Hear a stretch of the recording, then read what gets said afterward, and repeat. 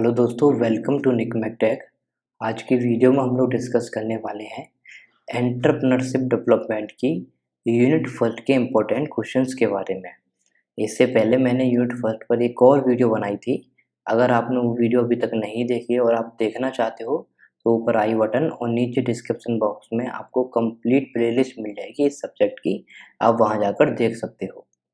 तो दोस्तों, इस वीडियो में हम लोग उन्हीं क्वेश्चन को डिस्कस करेंगे जो कि बहुत ज़्यादा इम्पोर्टेंट है। तो आज की वीडियो आप सभी के लिए बहुत ज़्यादा इम्पोर्टेंट होने वाली है, तो इसको बड़े ध्यान से समझने की कोशिश करिए। सबसे पहले हमारे पास जो इम्पोर्टेंट क्वेश्चन है वो है स्मॉल स्केल इंडस्ट्रीज़। अब दोस्तों, ये जो क्वेश्चन है ये आपके लिए बहुत ज़्यादा ज़रूरी है, क्योंकि ये क्वेश्चन डायरेक्ट 10 नंबर में आपसे पूछा जा सकता है और ज़्यादातर चांसेस है इस बार ये 10 नंबर में आपसे पूछा ही जाए। अब देखो, जैसा कि आप लोग नाम से ही समझ पा रहे हो, ऐसी इंडस्ट्रीज़ जो कि स्मॉल स्केल पे ऑपरेट करें या फिर वर्क करें, उनकी जो प्रोडक्शन हो, जो भी प्रोडक्ट वगैरह बने वो लिमिटेड अमाउंट में बने, है ना। और उसकी जो कैपिटल कॉस्ट हो वो भी कम हो, उसके जो ओनर्स हो वो भी कम हो, यानी कि सिंगल ओनर हो सकता है या फिर 2 ओनर्स हो सकते हैं कंपनी के, ठीक है।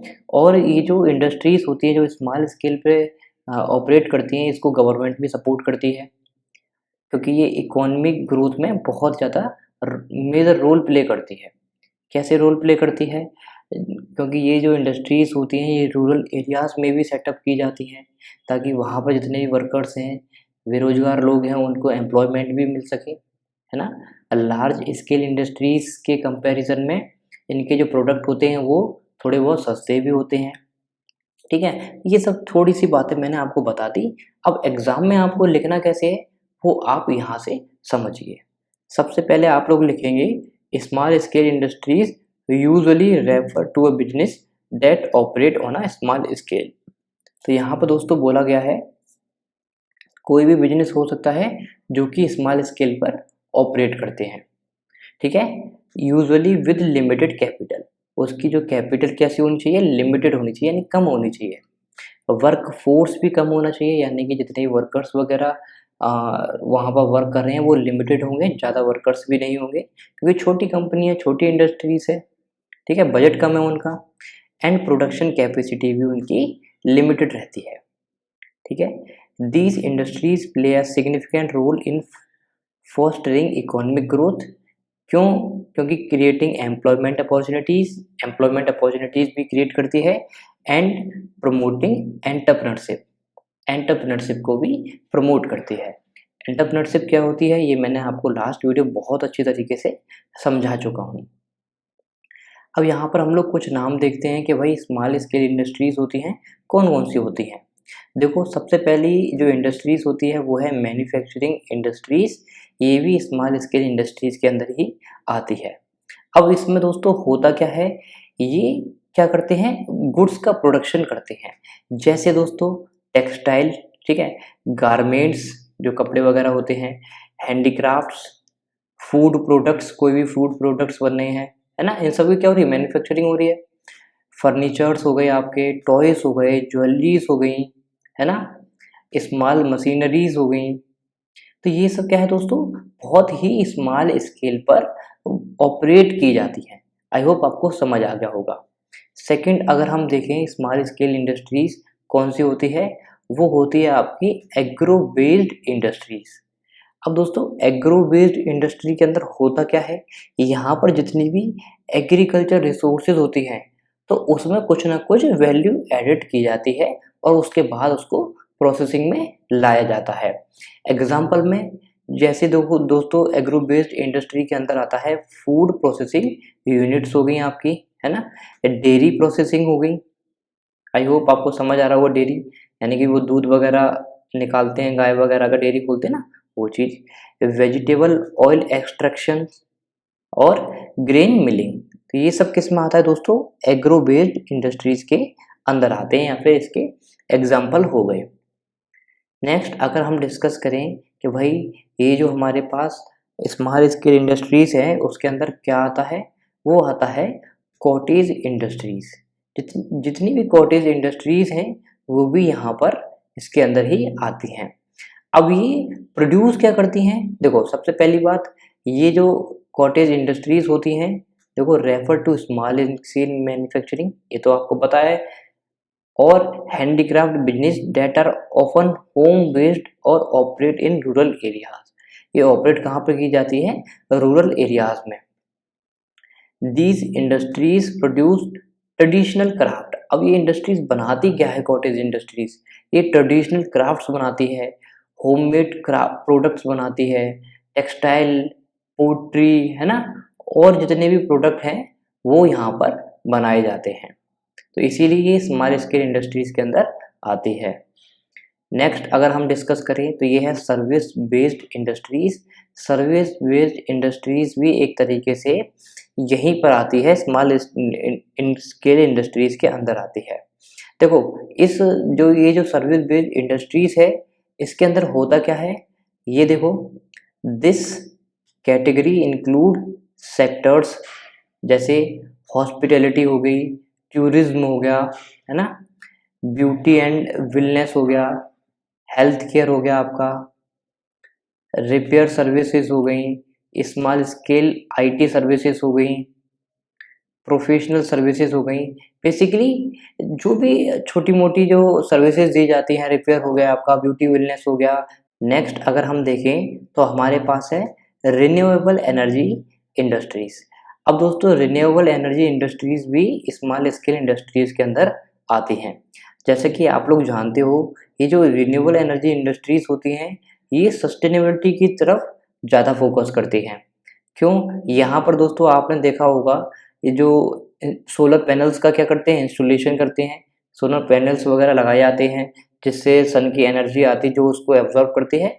उसके बाद विंड टर्बाइन हो गई, बायोगैस यूनिट्स हो गई, और जितनी भी रिन्यूएबल एनर्जी से टेक्नोलॉजीज होती हैं उसको ऑपरेट किया जाता है। तो ये भी एक स्मॉल स्केल इंडस्ट्रीज का ही एग्जाम्पल है। नेक्स्ट अगर हम बात करें तो information technology and software development, ये भी आपका स्मॉल स्केल इंडस्ट्रीज के ही अंदर आते हैं, क्योंकि कंपनीज क्या करती हैं, सॉफ्टवेयर प्रोवाइड करती हैं, और सॉफ्टवेयर की मदद से हमें क्या मिलता है, सॉल्यूशंस वगैरह मिल जाते हैं। ठीक है, मोबाइल ऐप डेवलपमेंट हो गया, और IT consulting service at to client. ठीक है, तो ये सब क्या है, स्मॉल स्केल इंडस्ट्रीज के अंदर ही आती हैं। अब यहाँ पर और हम बात करें फूड प्रोसेसिंग इंडस्ट्रीज, जितनी भी फूड प्रोसेसिंग यूनिट इंडस्ट्रीज हैं वो भी स्मॉल स्केल इंडस्ट्रीज का ही टाइप है। जैसे दोस्तों देखो, small scale food processing unit include business engage in food preservation. Food किसमें, प्रिजर्वेशन, यानी कि फूड को किस तरीके से प्रिजर्व करके रखना है, खराब ना हो, पैकेजिंग कैसी होनी चाहिए उसकी, वैल्यू एडिशन उसमें कैसे करना है। ठीक है, जैसे बेकरीज में होता है, स्नैक्स मैन्युफैक्चरिंग, स्नैक्स जो बनाती है मैन्युफैक्चरिंग इंडस्ट्रीज होती है। ठीक है, और स्पाइस प्रोसेसिंग, तो ये सब क्या है आपका फूड प्रोसेस इंडस्ट्रीज होती हैं। तो मैंने अभी आज तक आपको कौन कौन सी इंडस्ट्रीज के बारे में बताया, agro based industries, cottage industries, renewable energy industries, service based industries, IT industries, है ना, फूड प्रोसेसिंग इंडस्ट्रीज। तो ये सब क्या है, स्मॉल स्केल इंडस्ट्रीज के ही अंदर आती हैं, या फिर आप लोग बोल सकते हो ये उसी का टाइप है। अब यहाँ पर देखो लास्ट में आप लोग इस तरीके से लिख दोगे तो एग्जामिनर खुश हो जाएगा और आपके नंबर बहुत अच्छे मिलेंगे। लिखने का तरीका आपको यही होना चाहिए। देखो, these are just few example of small scale industries, ये कुछ एग्जाम्पल थे। The specific type of small scale industry में vary from region to region based on the local resources. यानी कि यहाँ पर दोस्तों बोला जा रहा है, ये तो हमने कुछ एग्जाम्पल बता दिया आपको, लेकिन स्मॉल स्केल इंडस्ट्रीज वेरी कर सकती है रीजन टू रीजन, है ना, जगह जगह के हिसाब से स्मॉल स्केल इंडस्ट्रीज वेरी कर सकती है, उसकी मार्केट की डिमांड की बेसिस पे, भाई मार्केट डिमांड कैसी है। ठीक है, और जो एंटरप्रेन्योर है उसका इनिशिएटिव क्या है, यानी कि जो एक एंटरप्रेन्योर है उसका इनिशिएट है क्या।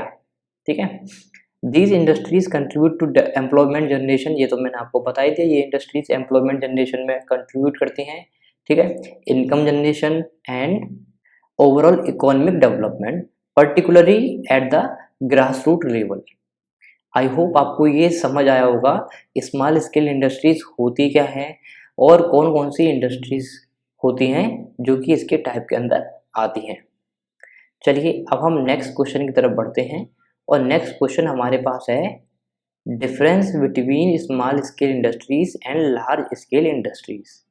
अब हमको डिफरेंस बताना है कि भाई स्मॉल स्केल इंडस्ट्रीज और लार्ज स्केल इंडस्ट्रीज क्या, इन दोनों के बीच में डिफरेंस क्या होता है। तो देखिए स्मॉल स्केल इंडस्ट्रीज अभी आपको समझ आया, जिसका बजट कम होता है और स्मॉल स्केल पर वर्क करती हैं, ठीक है, और रूरल एरियाज में ज़्यादातर सेटअप होती है, कैपिटल इन्वेस्टमेंट इसकी कम होती है, इनके ओनर्स सिंगल हो सकते हैं, कम्युनिकेशंस इसमें आसानी से की जा सकती है, ठीक है, किसी पर ज़्यादा डिपेंडेंसी नहीं होती है। लेकिन लार्ज स्केल इंडस्ट्रीज़ में दोस्तों आप लोग जानते हो, लार्ज स्केल इंडस्ट्रीज़ में जो ओनर्स होते हैं एक से ज़्यादा ओनर्स हो सकते हैं, वहाँ पर स्टॉक होल्डर्स होते हैं जो उसमें शेयर लेते हैं, ज़्यादा कम्युनिकेशन वहाँ पर हो नहीं पाती है इतनी अच्छी तरीके से, और उसका जो प्रोडक्शन होता है वो मास में प्रोडक्शन होता है, ज़्यादा प्रोडक्ट बनाए जाते हैं, उनकी जो रीच होती है वो भी ज़्यादा होती है, ग्लोबली भी रीच होती है, ठीक है, उनका बजट होता है वो ज़्यादा होता है, रिस्क भी उसमें ज़्यादा होता है, और एम्प्लॉयमेंट जनरेशन हालांकि थोड़ा ज़्यादा देते हैं वो, लेकिन हर किसी के लिए नहीं होता है। ये छोटा सा डिफरेंस मैंने आपको बता दिया। बाकी आपको लिखना कैसे है वो ऐसे लिख सकते हो, देखो small scale industries and large scale industries differ in various aspect, देखो इंक्लूडिंग देयर साइज, साइज के बेसिस पे जो स्मॉल स्केल इंडस्ट्रीज होगी वो छोटी होगी, लार्ज स्केल इंडस्ट्रीज होगी बड़ी होगी। इन्वेस्ट के बेसिस पे इन्वेस्टमेंट उसको छोटी वाली को कम मिलेगा, बड़ी वाली को ज़्यादा मिलेगा। प्रोडक्शन कैपेसिटी के बेसिस पे छोटी वाली की प्रोडक्शन कम होगी जो स्मॉल स्केल पे काम करती है, और बड़ी वाली की प्रोडक्शन ज़्यादा होगी। मार्केट रीच, ठीक है, employment generation and management, management भी बहुत इंपॉर्टेंट रोल प्ले करता है दोस्तों। छोटी चीज़ है, छोटी जगह है, छोटी इंडस्ट्री से उनका मैनेजमेंट काफ़ी अच्छा हो सकता है, मे भी बड़े का इतना अच्छा ना हो। देखो साइज के बेसिस पे देखो अगर हम बात करें तो देखो small scale industries are characterized by their smaller size both in term of physical infrastructure and production capacity. यहाँ पर बोला गया है स्मॉल स्केल इंडस्ट्रीज होती हैं उनका साइज भी कम होता है, फिजिकल इंफ्रास्ट्रक्चर यानी कि फिजिकली आप देखोगे उनकी बिल्डिंग्स वगैरह छोटी होगी और उसकी प्रोडक्शन कैपेसिटी होगी वो भी कम होगी। दे typically operate on a smaller scale, इसीलिए वो स्मॉलर स्केल पर ऑपरेट की जाती हैं। अगर हम बात करें दोस्तों लार्ज स्केल इंडस्ट्रीज की are much longer in term of physical infrastructure, production capacity and operations, ठीक है। आई होप आपको समझ आ गया होगा मैं क्या कहने की बात कर रहा हूँ। अब इन्वेस्टमेंट में मैंने आपको बता दिया इन्वेस्टमेंट में क्या होगा, भाई जो स्मॉल स्केल इंडस्ट्रीज होगी उसकी इन्वेस्टमेंट कम होगी और लार्ज स्केल इंडस्ट्रीज होगी उसकी इन्वेस्टमेंट ज़्यादा होगी। क्यों होगी? क्योंकि स्मॉल स्केल इंडस्ट्रीज की जो जितनी भी इंफ्रास्ट्रक्चर है वो कम होगा, मशीनरी होंगी वो कम होगी, थोड़ी चीप हो सकती हैं, टेक्नोलॉजी कम ज़्यादा यूज़ की जाएंगी, वर्कर्स होंगे वो ज़्यादा स्किल्स ना हो तो भी काम चल जाएगा, ठीक है। लेकिन लार्ज स्केल इंडस्ट्रीज़ के अंदर दोस्तों इन्वेस्टमेंट इंफ्रास्ट्रक्चर पे ज़्यादा खर्च किया जाता है और मशीनरीज पे, टेक्नोलॉजी पे, और उसके जो वर्कर्स वगैरह होते हैं वो भी स्किल्ड होते हैं। अगर हम प्रोडक्शन कैपेसिटी की बात करें तो प्रोडक्शन में आपको पता ही है स्मॉल स्केल इंडस्ट्रीज होती है उसका साइज कम होता है और स्मॉल उसका बजट होता है तो इसलिए उसकी प्रोडक्शन कम होती है। और लार्ज स्केल इंडस्ट्रीज का बजट भी ज़्यादा होता है, इंफ्रास्ट्रक्चर भी ज़्यादा होता है, वर्कर भी ज़्यादा काम करते हैं तो वहाँ पर प्रोडक्शन ज़्यादा होता है।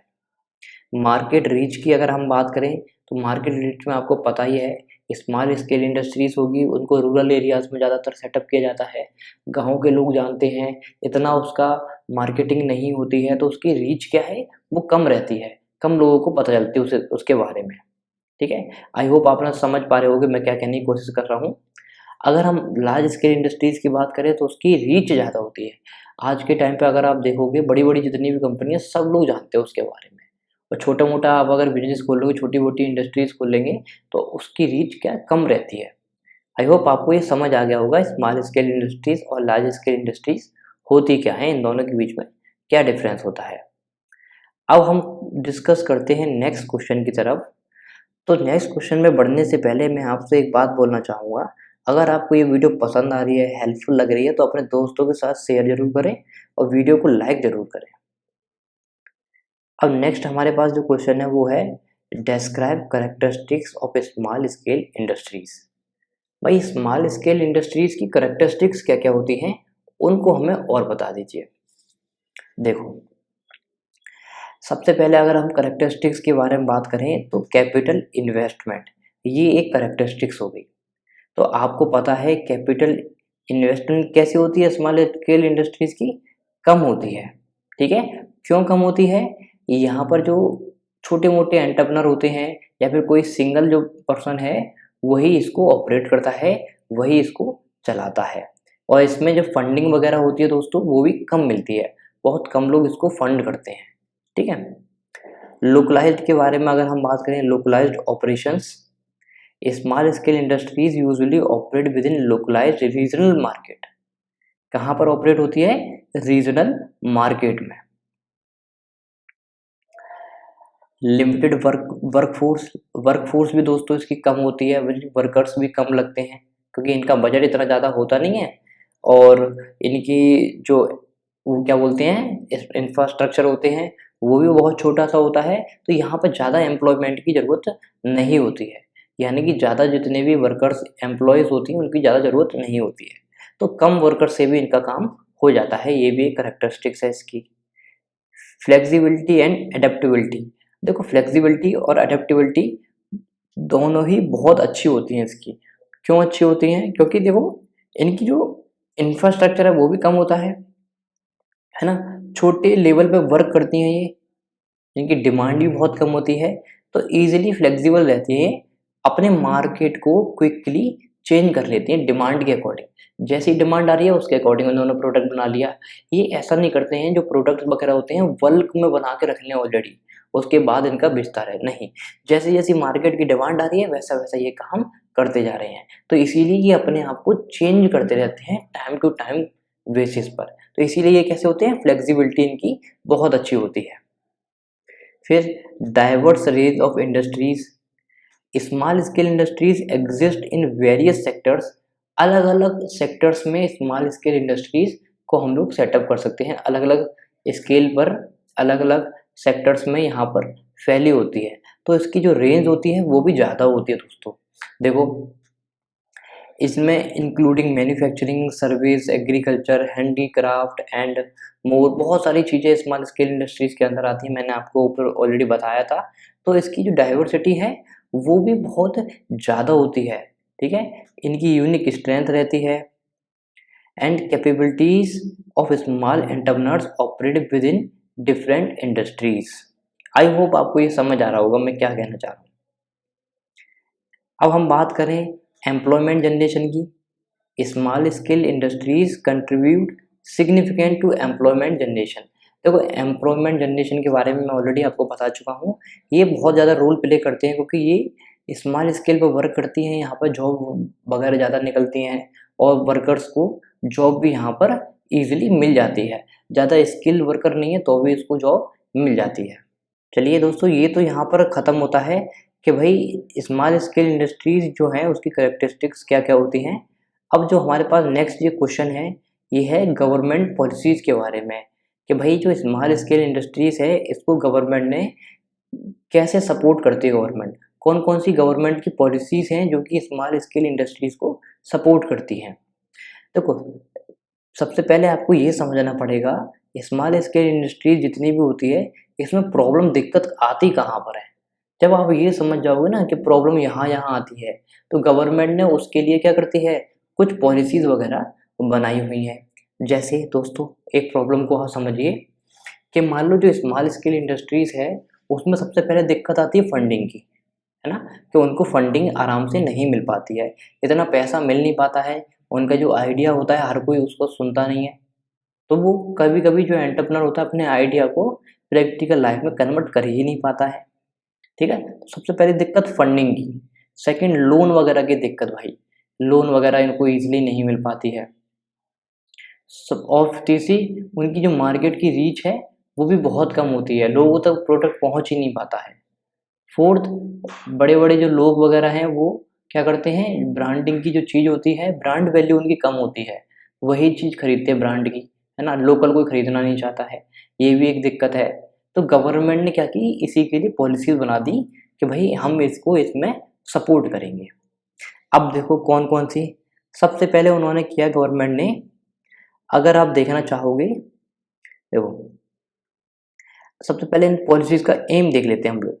These policies aim to address the specific need and challenges faced by small businesses, stimulate entrepreneurship, create employment opportunities and boost economic development। यहाँ बोल दिया गया जो पॉलिसीज हैं इनका एम यही है दोस्तों, जो भी स्मॉल बिजनेस कर रहे हैं उसमें जो भी चैलेंजेस आ रहे हैं, जो भी एंटरप्रेन्योरशिप कर रहे हैं, ठीक है, उनको सपोर्ट करना। अब देखो कैसे सपोर्ट करेंगे उसको हम लोग देखते हैं। सबसे पहले ये फाइनेंशियल सपोर्ट करते हैं, क्या करते हैं, एनकरेज करते हैं to provide easier access to credit and capital of small entrepreneurs, यानी कि जो लोन वगैरह, क्रेडिट पे लोन देना, है ना, जो टैक्स वगैरह लगते हैं, कम इंटरेस्ट पर लोन वगैरह दे देना, जो टैक्स वगैरह लग रहे हैं उन पर थोड़ी सी छूट दे देना, है ना। तो इस तरीके से फाइनेंशियल सपोर्ट गवर्नमेंट इनको प्रोवाइड करती है। आपने देखा होगा किसान भारतीय योजना आई थी, है ना, किसान बीमा योजना, सॉरी गलत बोल दिया मैं, किसान भारतीय योजना, किसान बीमा योजना आई थी। तो ये छोटी मोटी योजनाएं थी ना, ये भी तो गवर्नमेंट सपोर्ट कर रही है बेसिकली, तो वही चीज़ है यहाँ पर। फिर skill development and training program चलाती है गवर्नमेंट, भाई पहले लोगों को सिखाती है अच्छे अच्छे तरीके से कि भाई किस तरीके से आप अपने बिजनेस को बढ़ा सकते हो, फाइनेंशियल मैनेजमेंट आपका कैसा होना चाहिए, है ना, और आपका बिजनेस मैनेजमेंट कैसा होना चाहिए, मार्केटिंग आप लोग किस तरीके से आपको करनी है, क्या क्या टेक्निकल स्किल्स की रिक्वायरमेंट है, तो ये सब यहाँ पर लिखा हुआ है दोस्तों। देखो business management, marketing, financial management and technical skills, ठीक है। तो ये आई होप आपको समझ आ रहा होगा। नेक्स्ट अगर हम बात करें तो policies, technology and innovation support, ये भी गवर्नमेंट प्रोवाइड करती है, किसको, स्मॉल स्केल इंडस्ट्रीज को। They provide support for research and development, किस लिए सपोर्ट करती है दोस्तों, रिसर्च एंड डेवलपमेंट के लिए सपोर्ट प्रोवाइड करती है। Facilitate access to technology and innovation centres and promote collaboration between small businesses and research institutions, यानी कि ये गवर्नमेंट यहाँ पर ये कहना चाह रहे हैं, सबसे पहली बात तो ये रिसर्च एंड डेवलपमेंट में इनको क्या करती है, सपोर्ट प्रोवाइड करती है और कोलैबोरेशन भी करवाती है, इनकी जो बिजनेस है उसको प्रमोट भी करती है, और जो रिसर्च इंस्टीट्यूशन वगैरह जो जितने भी होते हैं जो रिसर्च वगैरह करते हैं उनके साथ इनका कोलैबोरेशन कराती है कि भाई हाँ इनके प्रोडक्ट को समझो, है ना, और जितनी भी टेक्निकल चीज़ें हैं, टेक्निकल जितने भी इक्विपमेंट वगैरह हैं इनको उनके बारे में बताइए, और इनके जो प्रोडक्ट वगैरह है या फिर इनकी जो बिजनेस है उनको थोड़ा सा ग्रो कराइए।